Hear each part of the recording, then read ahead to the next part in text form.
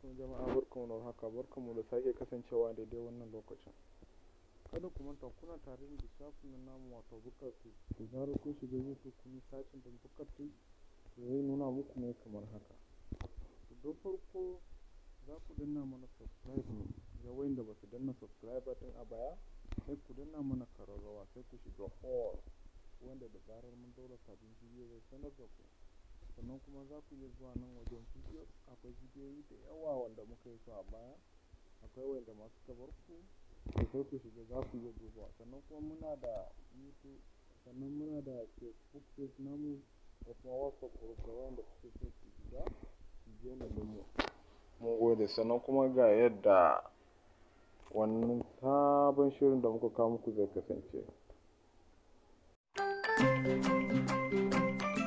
Yauwa yadda tsarin nan zai kasance kuwa shine wato za ku samu har 1.5 gigabyte gig ba za ku samu a kan naira 300 kacal a line ku ta MTN, kuma har zai kai ku tsawon kwana 7 wato sati guda ɗaya.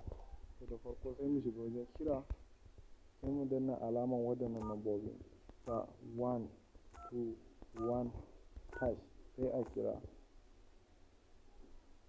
Bayan mun kira kuwa zai kawo mu nan gurin, sai mu zo mu danna number 1.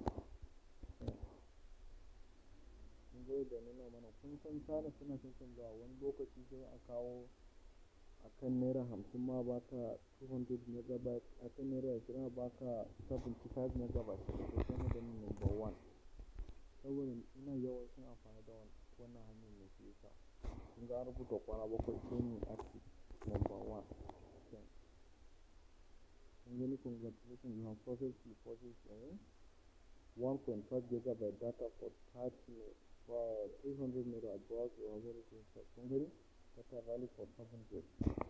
To wannan shi ne ainihin wato tsarin namu wanda muke so mu nuna muku ita, ta yadda za ku more wannan garabasa. To mun gode, dama wannan shi ne abin da muke so mu sanar da ku.